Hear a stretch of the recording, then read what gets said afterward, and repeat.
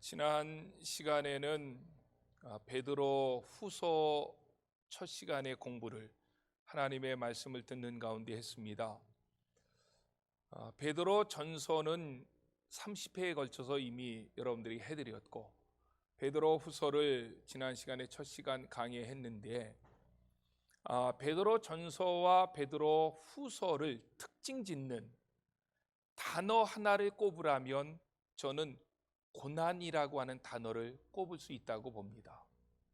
그런데 베드로 전서와 베드로 후서가 모두 고난이라고 하는 주제를 가지고 풀어가고 있지만, 깊이 연구해 보면 그 고난의 내용과 성격이 조금 다릅니다. 베드로 전서에서 이야기하는 고난, 어려움은 외부적인 고난, 외적인 어려움입니다. 왜 그런가 하면 베드로가 베드로 전서를 쓸 때에는 로마의 황제가 세상을 다스렸는데, 그 황제는 5대 황제였던 네로였습니다. 네로 황제가 얼마나 기독교를 박해했고 또 성도들을 죽였는지 모릅니다. 그거를 다시 재론할 필요는 없다고 보여집니다. 이 네로로부터 시작되어진 기독교 박해는 250년 동안 이어집니다. 네로가 5대 황제인데 52대 황제였던 콘스탄티누스 대제 때에 AD 313년에 밀라노 칙령을 발표합니다. 콘스탄티누스 대제가. 그 밀라노 칙령을 통해서 콘스탄티누스 대제는 기독교인들의 박해를 금했고, 더 깊이 얘기하면 이건 놀라운 일이지요. 기독교를 로마의 국교로 승인하게 됩니다. 그래서 네로 황제가 박해를 시작할 때에서부터 콘스탄티누스 대제가 박해를 멈추게 할 때까지 그 기간이 250년인데, 그 기간 속에는 콘스탄티누스 대제가 52대 황제니까 네로 황제가 5대고 그 안에 얼마나 많은 황제들이 있었습니까? 그 황제들 가운데에서도 특별히 유독 기독교를 박해했던 황제들을 10명 꼽습니다. 그것을 우리는 초대 교회사에서 기독교의 10대 박해다, 이렇게 얘기를 합니다. 그 기독교의 10대 박해의 포문을 열었던 사람이 누구냐? 그 사람이 네로 황제였다는 거예요. 그런데 베드로 전서가 기록되어질 당시 성도들이 네로 황제의 그런 박해 앞에서 개나리 보찜 하나 들고 다 고향 산천을 떠난 거예요. 신앙을 사수하기 위해서. 그 박해 앞에 두려움에 떨고 있는 성도들을 위로하고 격려하기 위해서 쓰여진 성경이 베드로 전서입니다.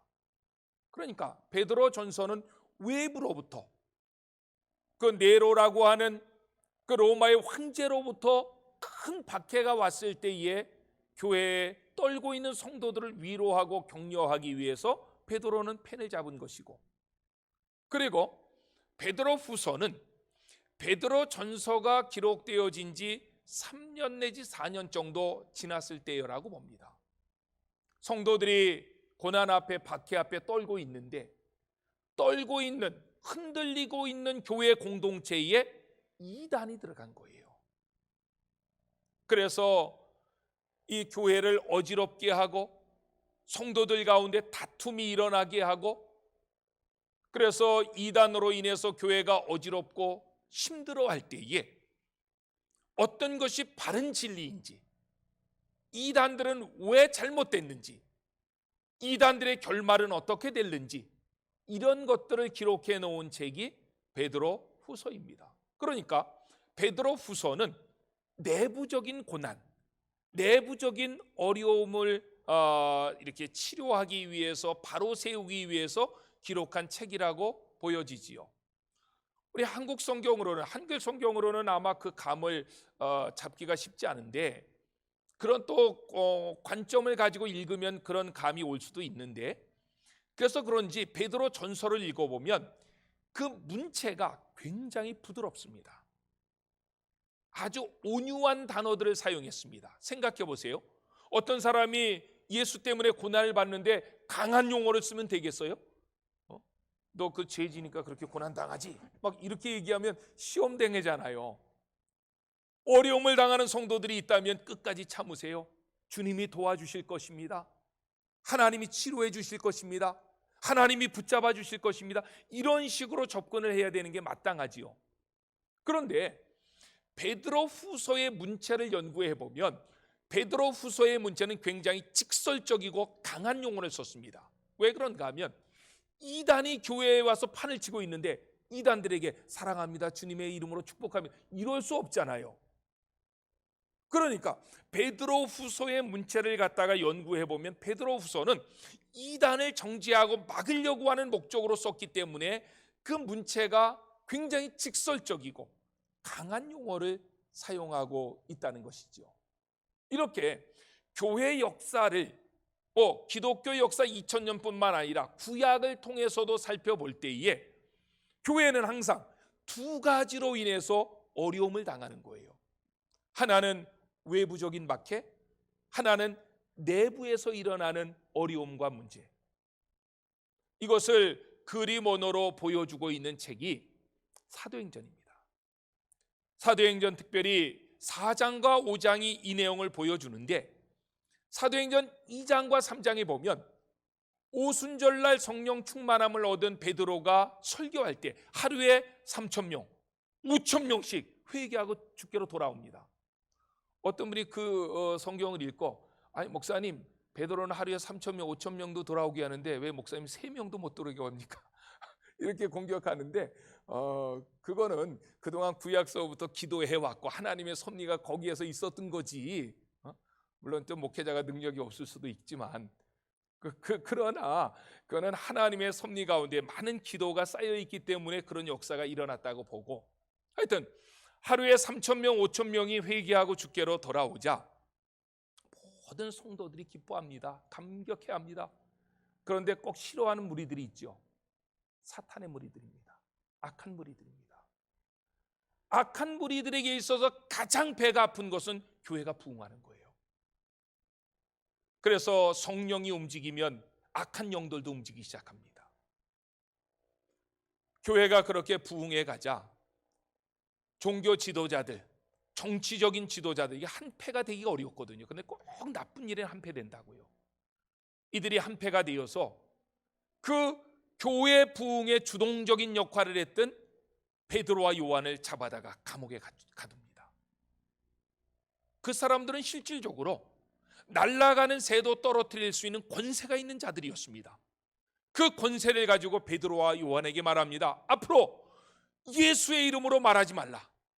다시 한번 예수의 이름으로 어떤 말을 하든지 복음을 전하면 너희도 죽을 줄 알아. 그때 베드로와 요한이 어떻게 대답하는지 아십니까? 사도행전 4장을 읽어보십시오.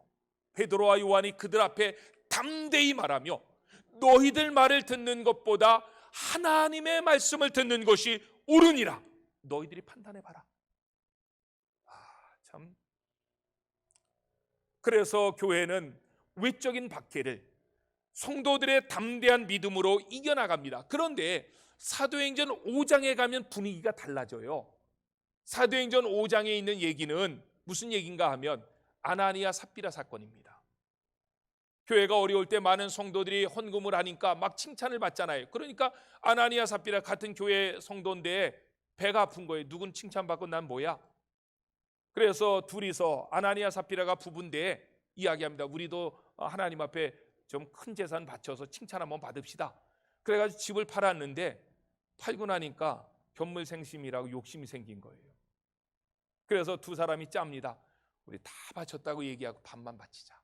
반은 감춰놓자. 이런 거지요. 근데 베드로는 다 알았지요. 아나니아 삽비라가 그 판돈을 가지고 하나님 앞에 바칠 때에 베드로가 묻습니다. 이게 다 바친 거냐? 근데 이들은 눈 하나 깜짝 안 하고 얼굴색 하나 안 변하고 이거 우리가 파는 거 다 바친 겁니다. 그 말을 하는 순간 그 자리에서 죽습니다. 제가요 사도행전 5장을 읽으면서 야, 그래도 나 같으면 반이라도 바쳤으니까 얼마나 감사해. 이 어려운 교회 시국에 전 재산 팔아서 반이라도 바쳤다면 얼마나 도리어 감사할까. 그런데 그 자리에서 하나님은 아나니아 삽비라를 죽였다고요. 그래서 생각하기를 오늘도 하나님이 똑같이 적용한다면 죽을 사람 많겠다. 교회에 죽을 사람 많겠다, 이런 생각을 했는데 그거는 하나님께서 똑같이 적용하지 않습니다. 그거는 하나님께서 특별하게 뭔가 우리에게 교훈을 주시려고 그런 거예요. 그 교훈이 뭔가 하면 교회라고 하는 공동체는 거짓이 들어오면 무너진다. 그래서 그 거짓이 들어오는 것을 차단하기 위해서 어떠한 일이 있어도 교회는 거짓이 침투해서는 안 된다고 하는 사실을 보여주기 위해서 특별 케이스로 아나니아 삽비라를 죽인 거지. 오늘은 여러분들 밥만 바쳐도 안 죽어요. 교회가 내적인 박해가 일어날 때에 정결함으로, 거룩함으로 그 내적인 어려움을 극복해 나갔다는 거예요. 기독교 2000년의 역사를 연구해 보면 감사한 것은 사탄이 우리를 수없이 많이 공격을 합니다. 그런데 일순간적으로 짧은 시간 속에는 사탄이 승리한 것 같지만 아닙니다. 마지막 결과에 가서 보면 교회는 반드시 승리합니다. 교회는 무너지지 않았습니다. 교회는 죄악 앞에 포기하지 않았습니다. 그래서 하나님의 교회는 지금까지 여기까지 존재하는 줄로 믿습니다. 이 베드로 전서의 내용은 외적인 박해라면 베드로 후서의 내용은 내부적인 어려움의 문제였다. 그런데 이런 외적인 박해와 내부적인 어려움은 그 순간에만 있었던 것이 아니라 교회가 이 땅에 존재하는 순간서부터 아마 하나님의 나라에 가기까지 그런 일들은 계속 반복되어질 것입니다. 그래도 두렵지 않은 것은 이제까지도 하나님께서 교회를 피로 값주고 세우신 교회를 지켜주신 것처럼 앞으로도 하나님께서는 하나님의 교회를 지켜주실 줄로 믿습니다. 사탄은 한 길로 왔다 7길로 도망가는 거예요. 교회를 대적하면 안 되는 거예요. 왜냐하면 교회는 예수님께서 피로 값주고 사신 유일한 공동체이기 때문에 그렇습니다. 지난 시간에는 제가 이 베드로 후서의 전반적인 이야기를 하면서 마지막 부분에 무슨 얘기를 했는가 하면 사도 베드로는 베드로 후서 1장 1절로 4절의 그 3절 4절의 마지막 부분에서 우리 성도들은 성장해야 된다. 그런데 이 얘기는 베드로만 했던 얘기가 아니라 모든 믿음의 사람들이 동일하게 했던 얘기입니다. 자라나야 된다. 영적으로 구원받은 것, 그거에 만족하지 말고, 그건 영적으로 핏덩어리로 태어난 거잖아요. 거기에 만족하지 말고 자라나야 된다. 성숙해야 된다. 성장해야 된다. 이것이 모든 성경 저자들이 우리에게 가르쳐주고 있는 교훈입니다. 사도 바울도 에베소서 4장 15절에서 이렇게 말씀합니다. 시작. 오직 사랑 안에서 참된 것을 하여 범사에 그에게까지 자랄지니라. 그는 머리니 곧 그리스도라. 아멘. 우리가 자라나야 되는데 목표가 어디라고요? 우리의 머리가 되시는 그리스도시다. 우리가 자라나야 되는데 예수님에게까지 자라나야 된다. 이렇게 말씀합니다. 그런데 오늘 본문에서 사도 베드로는 그 얘기를, 바울은 직설적으로 얘기를 했다면 사도 베드로는 이 돌려가면서 똑같은 얘기를 하는 거예요. 그게 1장 4절입니다. 시작. 이로써 그 보배롭고 지극히 큰 약속을 우리에게 주사 이 약속으로 말미암아 너희가 정욕 때문에 세상에서 썩어질 것을 피하여 신성한 성품에 참여하는 자가 되게 하려 하셨느니라. 아멘. 신성한 성품에 참여하는 자가 되게 하려 하셨느니라. 이 말을 개역 성경에서는 신의 성품에 참여하는 자가 되게 하려 하십니다. 저는 개인적으로 신성한 성품, 이런 말보다 신의 성품 하니까 더 마음에 와닿지 않아요? 이게 가슴에 확 와닿는 것 같은, 하여튼 개역 성경에서는 신성한 성품이라는 단어를 신의 성품 이렇게 바꾸어서 말했던 것을 보게 됩니다. 우리가 여기서 기억해야 될 것이 있습니다. 성경은 항상 성품을 강조한다는 거예요. 성품. 우리 예수 믿는 사람들에게 가장 맺어야 될 중요한 열매는 성령의 9가지 열매잖아요. 갈라디아서 5장 22절 23절 시작. 오직 성령의 열매는 사랑과 희락과 화평과 오래 참음과 자비와 양선과 충성과 온유와 절제니 이 같은 것을 금지할 법이 없느니라. 아멘. 여기에 나오는 9가지 품목들, 이거 다 성품에 대한 문제죠. 이 성품을 성경이 굉장히 강조하는데, 보십시오. 오늘 본문 1장 4절에서도 신의 성품 8가지를 이야기하면서 이거는 보배로운 것이다, 소중한 것이다, 이렇게 사도 베드로는 우리에게 말씀해 주고 있습니다. 그런데 세상 사람들은 신의 성품보다 더 좋아하는 게 있습니다. 더 갖고 싶어 하는 게 있어요. 더 따르는 것이 있어요. 그게 뭘까요? 신의 성품보다 세상 사람들이 더 좋아하는 거, 그거요, 신의 능력입니다. 제가 비근한 예, 이렇게 이해하기 쉽게 축구의 예를 들었습니다. 세상에서 축구 잘 취미 없어 하시는 분들도 계시겠지만은 그래도 한 번은 들어본 사람이 있습니다. 레오넬 메시라고 하는 사람입니다. 저는 가끔 제 축구를 제가 중계를 보는데 정말 레오넬 메시가 이렇게 축구하는 걸 보면 이 사람은 공을 툭툭 차는 게 아니라 달고 다녀요. 야, 어떻게 사람이 저렇게 공을 다룰 수 있지? 도저히 상상이 안 가는 그러한 모습들을 굉장히 많이 이렇게 연출해냅니다. 그래서 메시가 출전하는 경기에는 사람들이 막 열광하지요.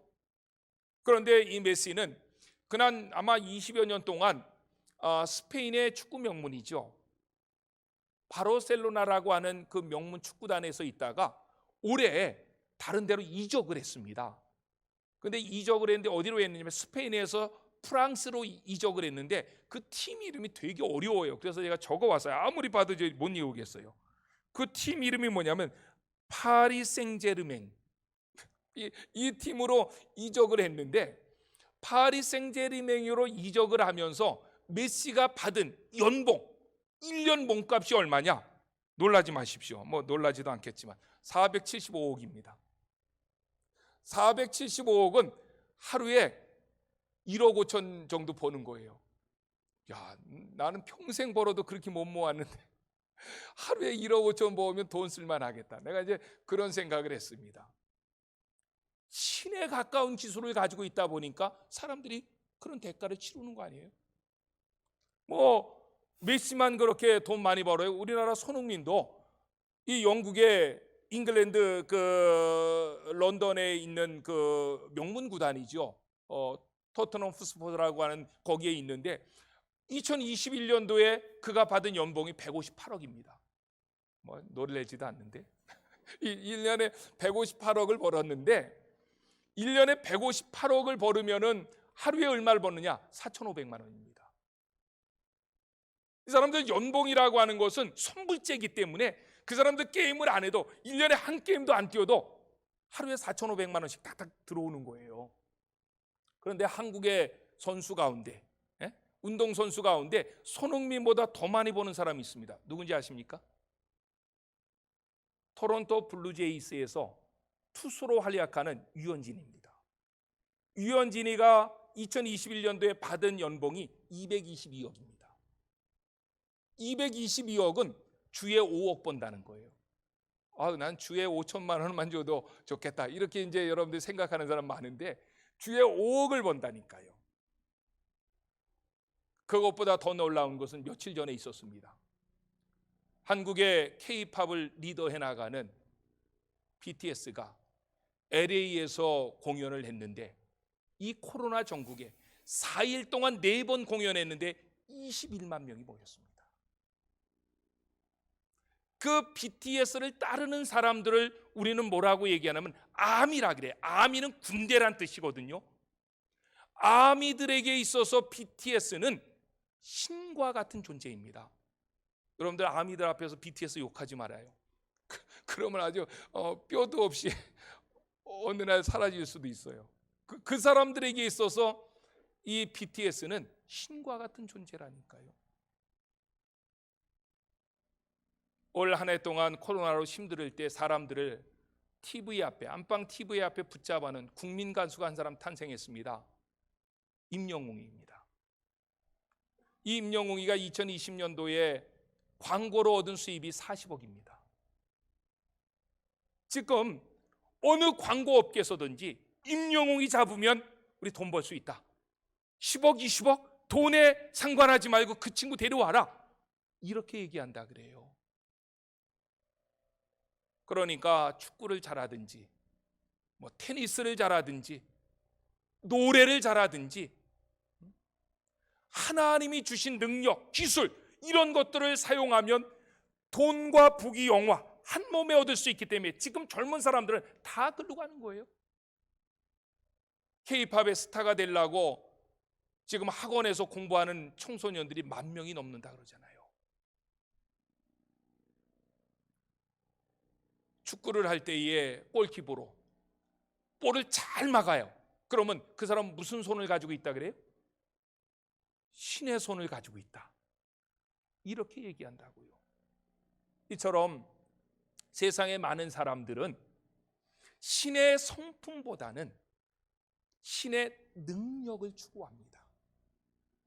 그걸 원하는 거예요. 그런데 성경은 어디에서든지 신의 능력을 강조한 부분은 없습니다. 성경이 우리에게 강조하는 것은, 우리에게 닮으라고 얘기하는 것은 신의 능력이 아니라 신의 성품이라는 거예요. 저는 세상 모든 사람들이 신의 능력을 향해서 달려간다 할지라도 오늘 이 말씀을 듣는 저와 여러분들은 신의 능력을 사모하는 자들이 아니라 신의 성품을 배워갈 수 있는, 예수님을 닮아갈 수 있는 신실한 그리스도인들이 되시기를 주의 이름으로 축원합니다. 신의 능력 좋은 것 같지만요, 나홀로 집에 그 꼬마 보세요. 나홀로 집에 1탄, 2탄, 3탄 막 나오면서 한국에서도 영화에 대박을 치면 돈을 긁어 모으는데 미국의 할리우드에서 영화에 대박을 치면 우리나라에서 버는 거하고 게임이 안 됩니다. 그런데 그 친구 지금 마약쟁이 됐습니다. 돈 한 푼 없습니다. 우리에게 더 소중한 것, 신의 능력보다 더 소중한 것은 신의 성품이라는 거예요. 이 신의 성품, 하나님의 성품을 배워갈 때에 우리는 예수 닮아갈 수 있는 것이고 우리의 삶 가운데 예수님의 향기가 드러날 수가 있는 것입니다. 그렇다면 오늘 본문 5절로 7절에서는 8가지의 신의 성품을 대표적으로 얘기합니다. 3절에서 생명에 대한 얘기를 하는데 이 생명에 대한 얘기를 하는 것은 구원받았다는 거예요. 하나님께서 우리에게 구원의 선물을 주셨을 뿐만 아니라 신의 성품까지도 주셨다는 거예요. 그 8가지를 어떤 사람은 어떻게 얘기하느냐? 첫 번째 나오는 그 성품 가운데 믿음이라는 게 있습니다. 이건 믿음을 강조하면서 믿음이라고 하는 반석 위에 세워진 7층 건물이다. 굉장히 저도 이렇게도 볼 수 있구나. 저도 굉장히 참 성경을 깊이 관찰한 사람의 고백이라고 생각을 했어요. 그래서 믿음의 기초 위에 7가지 성품으로 이야기하는 사람도 있고, 그거 막 귀찮으니까 그냥 한 가지에서 8가지로 하자 이렇게 말하는 사람도 있는데, 여러분들 7가지에 8가지 그거 가지고 싸움하지 마시고 7가지 8가지 별로 중요하지 않아요. 그런데 중요한 것은 뭐냐면 순서입니다. 요거 다음에 요거 나오고 요거 다음에 요거 나오고, 이 순서가 헷갈리면 이 베드로가 이야기하고자 하는 이 어떤 흐름을 놓치게 되는 거예요. 그래서 저도 이 순서를 외워보려고 애를 썼는데 제 머리에는 한계예요. 하루 자고 나면은 2번째가 3번째로 가 있고 막 세 번째가 네 번째로가 이렇게 한번 틀리기 시작하면 에이 몰라 해가지고 확 덮어버리고 이런 적을 몇 번 했는데, 제가 선교단체에 가서 공부를 했는데 한번 선교단체에서 딱 알려줬는데 그 다음에는 안 잊어먹었습니다. 그래서 제가 이제 여러분들하고 한번 이걸 공유하고 싶은 거예요. 어떻게 그 8가지 성품을 암송해야 되는가 하면, 저는 정말 미더덕 좋아합니다. 왜 미더덕을 좋아하냐면 해물탕에 미더덕을 넣으면 굉장히 해물탕이 시원해져요. 근데 만약에 그 미더덕이 상했다면, 상한 미더덕이 한두 개가 해물탕에 들어가면 어떻게 될까요? 해물탕 다 버려야 됩니다. 그래서 그것을 착안해 가지고 이렇게 얘기하는 거예요. 미더덕 지식 절인 경우 사랑께. 이거는 전라도 버전입니다. 미더덕 지식 절인 경우 사랑께. 여기 다 나오잖아요. 믿음, 더, 지식, 절제, 인내, 경건, 형제 우애, 사랑. 그래서 어떤 것들을 외울 때에 그냥 막 외우면서 왜 내 머리 이렇게 나쁘지 그래 막 머리만 때리지 말고, 이게 지혜를 가지고 외워보는 거예요. 우리 한번 같이 해볼까요? 미더덕 지식 절인 경우 사랑께. 시작. 예, 미더덕에 대한 지식은 이게 조금 소금으로 절여야지, 그렇지 않으면 썩은 거 그거 사가지고는 이게 낭패다. 그래서 저는 이제 미더덕 지식 절인 경우 사랑께, 그래가지고 이제 이 8가지 이 순서를 잊어먹지 않게 했는데, 아마 여러분들도 이렇게 한번 암송해 놓으면 그 8가지가 오래 기억에 남을 줄로 그렇게 생각합니다. 그러면 이제 한 가지 한 가지를 우리가 살펴보는 거예요. 그런데 이 한 가지 한 가지를 8개를 어떻게 다 깊이 있게 얘기하겠습니까? 이 사도 베드로가 흐름으로 이야기하는 그 흐름 안에서 이 한 가지 한 가지를 간략하게 살펴보려고 합니다. 첫 번째, 믿음입니다. 성경에서 믿음을 말할 때에 한 번도 성경은 그 믿음을 나의 믿음으로 말한 적이 없습니다. 성경에서 믿음에 대해서 이야기할 때 그 믿음은 항상 그리스도의 믿음, 주님의 믿음에서부터 시작합니다. 이게 굉장히 중요해요. 히브리서 12장 2절 시작. 믿음의 주요 또 온전하게 하시는 이인 예수를 바라보자. 그는 그 앞에 있는 기쁨을 위하여 십자가를 참으사 부끄러움을 개의치 아니하시더니 하나님 보좌 우편에 앉으셨느니라. 아멘.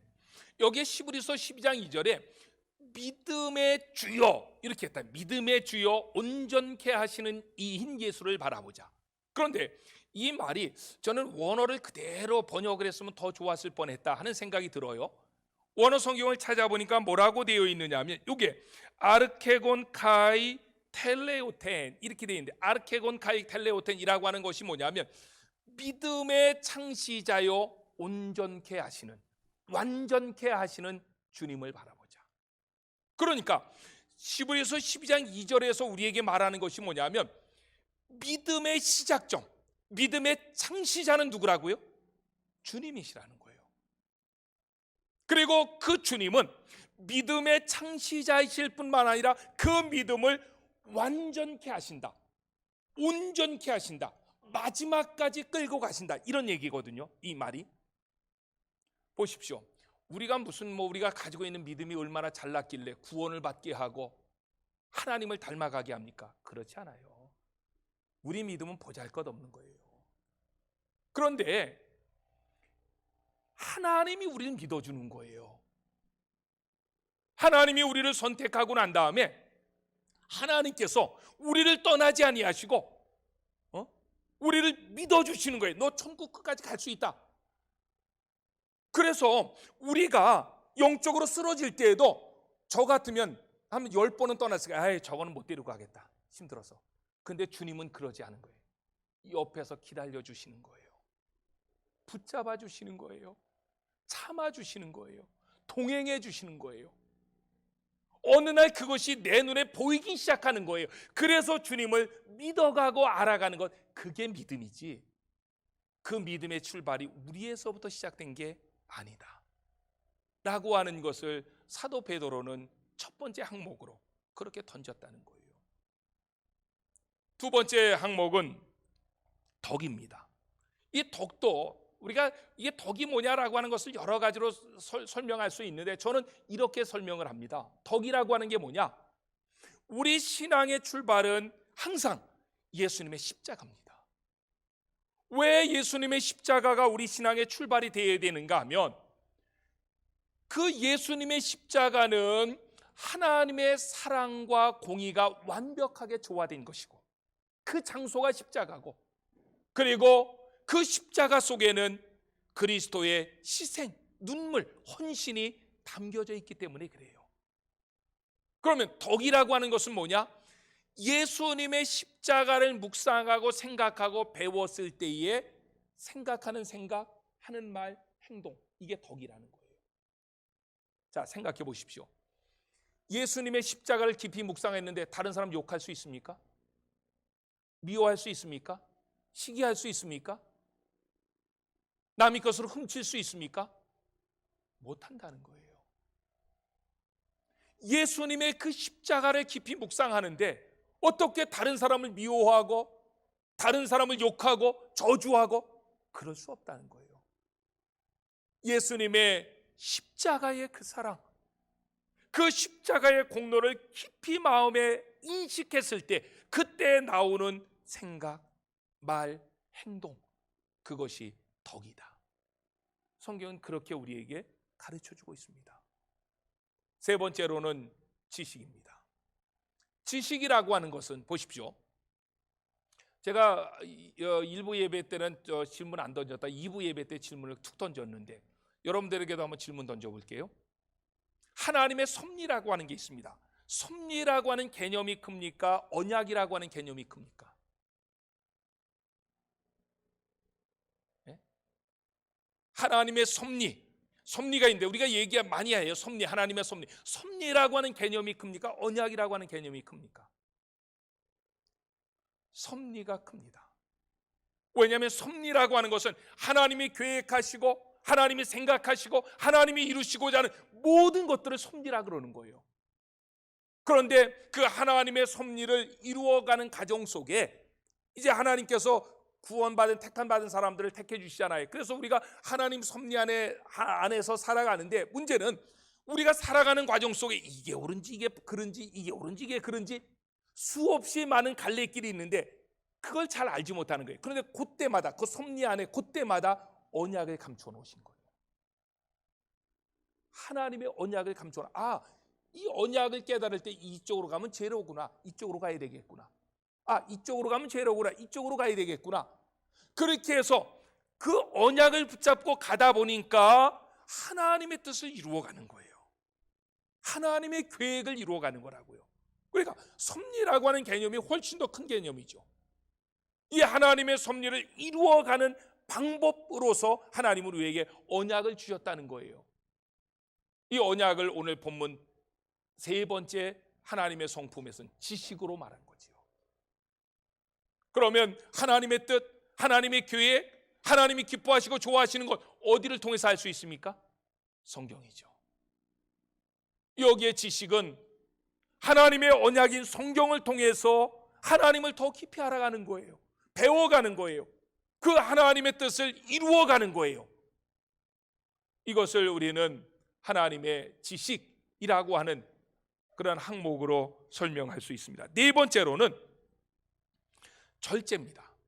이 절제는 그래서 제가 얘기했는데 순서가 중요하다는 거예요. 이 순서는 이게 고리와 같아서 요거하고 요게 연결되고 요거하고 요게 연결되고 이랬다는 거예요. 보십시오. 하나님의 언약을 가지고 섭리를 이루어가는 우리에게 있어서 첫 번째 해야 될 게 뭐냐? 그게 절제라는 거예요.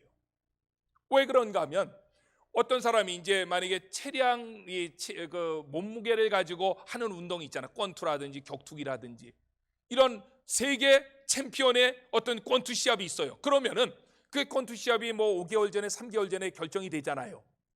프로모션들을 통해서 결정이 되는데 그러면 선수가 제일 먼저 하는 게 뭡니까? 내가 만약에 이제 세계 뭐 권투 시합에 나가게 되었어요. 그런 대상으로 선정됐어요. 그러면 제일 먼저 해야 되는 게 뭡니까? 체중 조절입니다. 왜냐하면 체급 경기에서는 보통 15kg를 감량하는 거예요. 그런데 요즘에 많은 사람들이 다이어트 하는 것처럼 그냥 굶고서 15kg 감량했다? 게임판에 올라가서 손도 한번 못 쓰고 죽지요. 자기 몸을 만들어가면서 그 기간에 그 몸을 그렇게 15kg, 20kg 뺀다는 것은요, 거기에 가장 필요한 게 절제입니다. 게임이 결정이 되었는데 그 다음 날도 뷔페 가고, 그 다음 날은 고깃집 가고, 그 다음 날은 삼겹살 먹고, 계속 그렇게 해보세요. 그 사람이 그 몸이 만들어지겠나? 먹고 싶은 거, 보고 싶은 거 절제하고 금해가면서 그 몸을 만들어가는 거잖아요. 그래서 지식 다음에 나오는 것이 절제라고요. 그럼 절제 다음에 나오는 건 뭐겠어요? 인내죠. 그 절제를 이루어가는 과정 속에서는 얼마나 많은 어려움이 있습니까? 얼마나 힘든 게 있습니까? 그렇다면 제가 한 가지 이렇게 질문하고 싶어요. 또 인내를 이루어갈 때 가장 필요한 게 뭘까요? 제가 주먹세계의 가끔 영화를 보면 주먹세계에서는 이 깡다구가 중요하더라고요. 난 힘이 중요한 줄 알았더니 아니더라. 깡다구가 중요하더라고요. 그래가지고 뭐 그냥 이렇게 인상 한번 팍 쓰고 그냥 뭐 면도칼을 입으로 팍 이렇게 씹어 탁 뱉고 이러면 이제 다른 사람이 은맥 기주고 해가지고 이제 그 사람을 오야붕으로 이렇게 이제 모시고 이런 경우들이 굉장히 많잖아요. 그러니까 세상에서는 이를 악무는 게 인내예요. 근데 우리 기독교는 다릅니다. 우리 기독교는 그렇게 해가지고 인내를 못 이루어요. 그러면 인내를 이룰 수 있는 방법이 뭐냐? 우리 아까 시브리서 12장 2절을 봤는데 다시 한번 봅시다. 시작. 믿음의 주요 또 온전하게 하시는 이인 예수를 바라보자. 그는 그 앞에 있는 기쁨을 위하여 십자가를 참으사 부끄러움을 개의치 아니하시더니 하나님 보좌 우편에 앉으셨느니라. 아멘. 예수님에게 가장 고통스러운 것은 십자가 사건이죠. 오죽하면 십자가 위에서 엘리 엘리 라마 사막다니 나의 하나님 어찌하여 나를 버리시나이까 이렇게 부르짖었겠어요. 그런데 그 십자가를 이겨나갈 수 있는 게 뭐예요? 그 비결이 뭐였어요? 예수님에게 그 앞에 있는 기쁨을 위하여. 그러니까 십자가를 이겨나갈 수 있는 것은 예수님이 이를 깽무린 게 아니고 그 앞에 있는 기쁨을 생각했다는 거예요. 내가 십자가를 질 때에 하나님이 기뻐하신다. 내가 십자가를 완성할 때 구원이 완성되어지고 수많은 영혼들이 죄악 가운데 지옥 가운데에서 건짐을 받을 수 있다. 이 감격 속에 예수님은 십자가를 졌다는 거예요. 옛날에 초대교회를 보면 초대교회에서는 사람들, 예수 믿는 사람들을 십자가에 예수님처럼 똑같이 죽였잖아요. 어떤 사람은 600명, 800명도 죽였습니다. 한꺼번에. 그런 기록도 많아요. 그런데 처음에 십자가형의 사람들을 죽일 때에는 죽을 때까지 내비뒀습니다. 죽을 때까지 내비두면 건강한 사람은 십자가 위에서 일주일씩 견디는 거예요. 그래서 이게 어떤 사람이 십자가 위에서 고통 가운데 막 일주일씩 막 괴로워하고 이런 것 옆에 지나가는 사람이 보기 덜 좋잖아요. 그래가지고 후반부에 가면은 키르키움이라고 해가지고 망치로 이 정갱이 그 뼈를 작은 깨버립니다. 그럼 십자가에서 죽는 것은 물과 피가 쏟아져서 죽는 게 아니라 기도가 막혀서 죽는 거예요. 숨을 못 쉬니까. 근데 이 정갱이 뼈가 살아있을 때는 사람이 버틴다고요. 그래서 기도가 열리는데 그거를 갖다 망치로 쟁쟁하게 이렇게 깨면은 이게 버틸 수가 없으니까 그냥 충 들어져서 기도가 막혀서 죽게 된다고요. 그런데 초창기의 얘기죠. 십자가에서 일주일씩 5일씩 어떤 사람들이 예수 믿는 것 때문에 매달려 있을 때 낮에는 로마 군병들이 지킵니다. 그런데요, 밤이 되면 로마 군병 집으로 가죠. 뭐 그거 다 지키고 있겠어요. 그러면 십자가에 매달리고 있는 그 어른들의 자녀들이 오는 거예요. 살금살금. 그럴 때 십자가에 매달려 있는 엄마 아빠가 그 아들과 딸에게 이렇게 얘기했다고 합니다. 아들아, 딸아, 견뎌라. 우리 천국에서 만나자. 조금만 견뎌라. 천국에서 만나자. 이러면서 천국의 소망을 바라보고 그 십자가를 견뎌냈다는 거예요. 맞습니다. 여러분들이 마태복음을 읽어보면 마태복음 16장에서 베드로가 신앙 고백을 합니다. 주는 그리스도이시오 살아계신 하나님의 아들이십니다. 이렇게 고백을 할 때 그 고백을 듣고 예수님이 처음으로 고난에 대한 얘기를 해요. 내가 예루살렘에 올라가면 장로들이 나를 협박하고 나를 박해하고 나는 십자가에 죽을 것이다, 이런 얘기를 합니다. 그때 베드로가 또 뭐 그냥 깝죽하고 안 됩니다 이랬다가 한 대 얻어맞긴 했지만, 그런데 놀라운 것은 마태복음 16장과 17장을 이어서 보면 16장에서 예수님이 고난에 대한 이야기를 하고 난 다음에 17장에 가서는 변화산 사건을 보여줍니다. 베드로, 야고보, 요한을 데리고 변화산에 올라가는데 거기에 모세도 나타나고 엘리야도 나타나고, 이 변화산 사건을 학자들은 뭐라고 얘기하느냐면 천국의 맛보기라 그러는 거예요. 그러면 왜 16장 하반부에서 고난에 대해서 이야기하고 17장에 가서 천국의 맛보기를 보여줬습니까? 그거는 한 가지 메시지를 주는 거예요. 고난은 천국을 사모할 때 이겨나갈 수 있다. 천국을 바라보는 자에게, 천국을 소망하는 자에게 그 고난을 이길 수 있다 라고 하는 것을 마태복음 16장과 17장에서 우리에게 보여줍니다. 사랑하는 성도 여러분, 마지막 때가 되면 마귀는 자기 때가 얼마 남지 않은 것을 알아가지고 우리를 핍박할 것입니다. 그럴 때 이빨 깨물지 말고, 이빨 깨물면 이빨만 상해요. 하나님의 나라를 바라보십시오. 천국을 바라보십시오. 내가 이 고난을 이겨나가면 이 땅에서 고난 가운데 눈을 감는다 할지라도 천국에 가서 눈을 뜰 것이다. 이 자신을 가지면 고난은 능히 이겨나갈 줄로 믿습니다. 7번째가 이제 이야기하는 것이 그 6번째네요. 경건인데, 이 경건이 제가 한 단어 한 단어를 정의할 때 제일 어려웠습니다. 경건을 어떻게 짧은 말로 정의할까? 그러다가 이 경건이라는 단어를 가지고 묵상을 할 때 이런 생각이 떠올랐습니다. 경건이 뭐냐? 경건은 그리스도인이 가진 하나님 앞에서의 당당한 모습. 경건이라고 하는 것은 그리스도인들이 가진 하나님 앞에서 당당한 모습입니다. 그냥 조금만 핍박하면 은매 기주고 예수님 버리고, 이거 경건 아니라고요. 그러나 아무리 힘들고 어려운 환난이 찾아온다 할지라도, 고난이 찾아온다 할지라도 그리스도 때문에 그 고난 앞에서 담대한 것, 그래 세상아 와라, 내가 받아주마. 그 경건은 그리스도인의 참된 매력이라고 봅니다.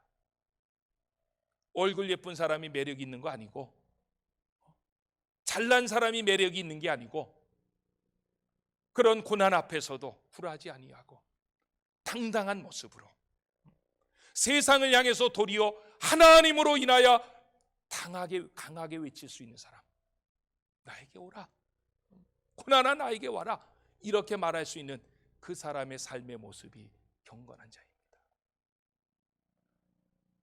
7번째 형제 우애인데, 형제 우애는 이렇게 생각할 수 있습니다. 보십시오. 베드로 후서가 왜 쓰여졌다 그래 얘기했어요? 이단이 오는 것을 막기 위해서, 이단을 정죄하기 위해서 쓰여졌다 그랬잖아요. 그러면 그 사람들은 교회 바깥의 사람들이 아니잖아요. 교회 안에 들어온 이단들이잖아요. 그러면 이렇게 생각할 수 있습니다. 진리 싸움을 할 수 있다는 거예요. 네가 옳으냐 내가 옳으냐. 그런데 진리 싸움을 할 때 우리가 항상 조심해야 될 것은, 진리 싸움을 하다가 형제 우애를 놓친다는 거예요. 그래서 7번째 항목으로 형제 우애를 준 거예요. 보십시오. 저는 예수 믿지 않은 사람들 가끔 그런 얘기합니다. 예수 믿지 않은 사람들은 뭐 머리 끄댕기 잡아당기고 그래서 대판 싸웠다가도 그냥 막걸리 한 잔이면 풀어진다. 그런데 예수 믿는 사람들은요, 되게 가까웠다가도 한번 어긋나면 성령이 오셔도 안 되고 주님이 오셔야 됩니다. 그런 경우가 얼마나 많은지 몰라요. 밥도 같이 안 먹고 쳐다보지도 않고 눈도 속지 않고. 이거 하나님 앞에 범죄지요. 진리 싸움을 하다. 근데 그 사람들 이렇게 갈라진 이유를 해보면요, 진리 싸움한 거예요. 네가 옳으냐 내가 옳으냐. 그런 책이 하나 있습니다, 구약에. 그게 욥기서입니다.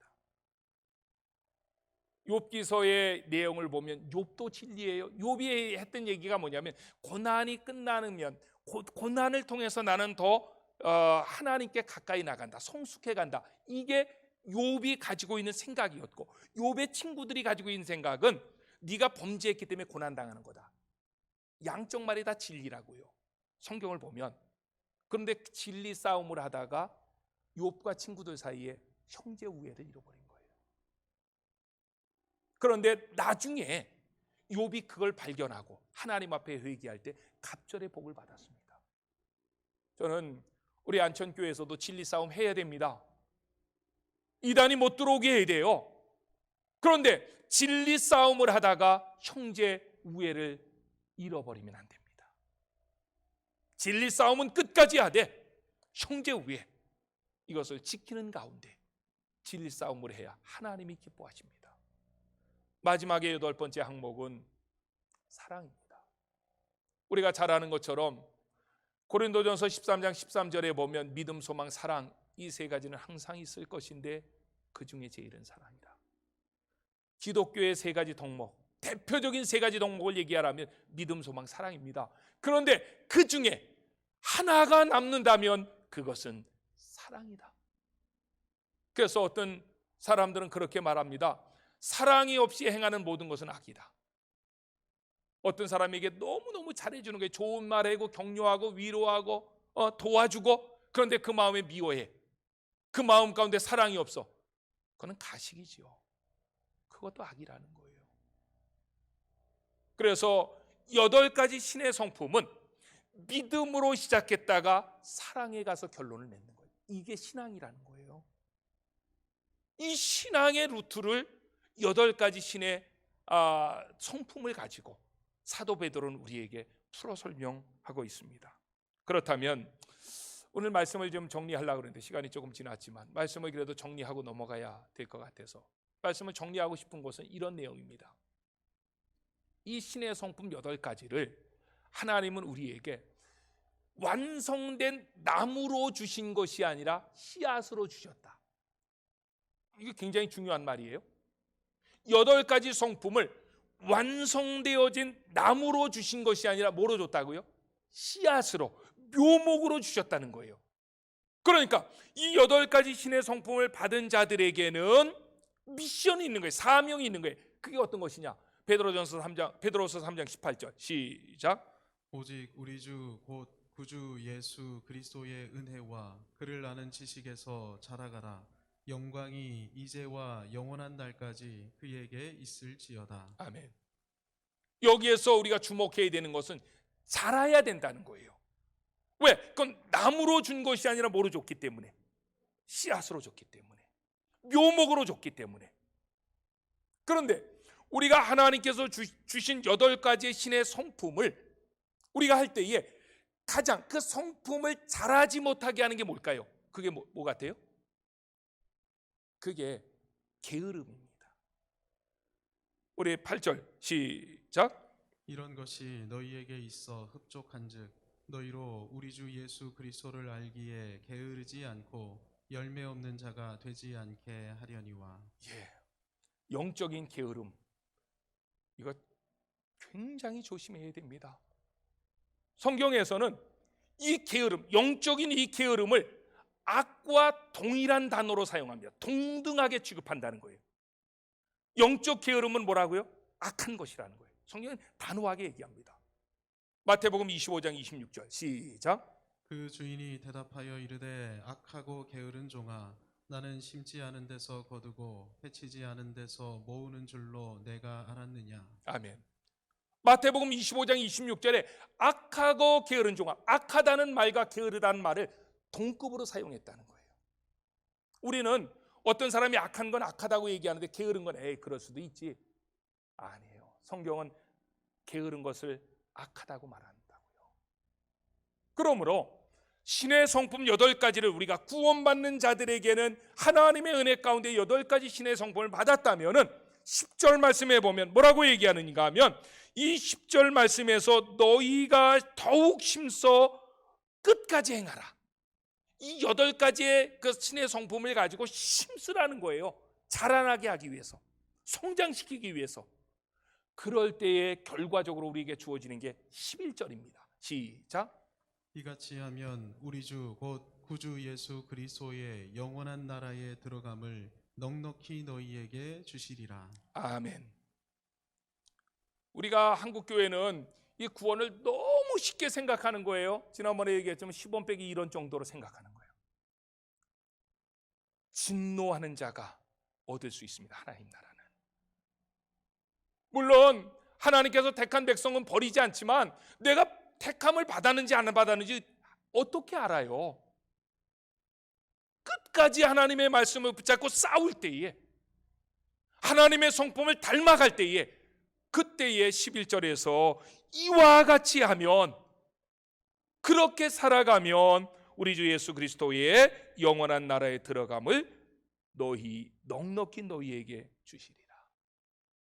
저는 우리 안천교회가 영적으로 좀 어린애와 같은, 핏덩어리와 같은 그런 단계에 머물러 있지 않기를 소망하고, 교회가 그렇게 한다는 것은 교회라고 하는 건물이 아니잖아요. 벽돌이 건물이 아니잖아요. 교회는 여러분 한 사람 한 사람이 건물입니다. 하나님의 말씀을 붙잡고 발버둥하십시오. 하나님이 주시는 이 은혜를 붙잡고 성장시켜 나가고 성숙시켜 나가기 위해서 애쓰십시오. 게으르지 마십시오. 영적인 핏덩어리는 교회를 할 수 없습니다. 핏덩어리가 할 수 있는 게 뭐밖에 없어요? 오줌 싸고 똥 싸는 것밖에 없죠. 성장해야만, 성숙해야만 하나님의 일을 할 수 있는 거 아니겠습니까?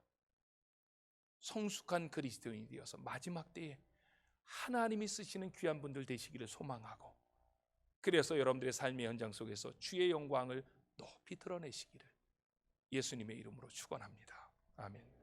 기도합시다. 오늘 우리에게 주신 말씀, 조금 시간이 지났지만 항상 저는 이 하나님의 말씀이 다 그런 것 같아요. 이 말씀을 준비할 때마다 오늘 이 말씀이 제일 중요하다 이렇게 생각을 하는데, 또 다음에 하면 또 다른 말씀이 더 중요한 것 같고, 그만큼 하나님의 말씀은 진리입니다. 어떤 말씀, 어떤 본문을 봐도 그 말씀이 우리에게 도전이 되고 은혜가 되는 거죠. 맞습니다. 하나님, 영적으로 핏덩어리로, 어린애로, 그래서 매일같이 징징거리지 않게 하시고, 이제는 성숙한 그리스도인이 되어서 하나님의 영광을 높이 드러낼 수 있게 달라고, 주님 나를 도구로 써달라고 주여 한번 외치고 기도하겠습니다.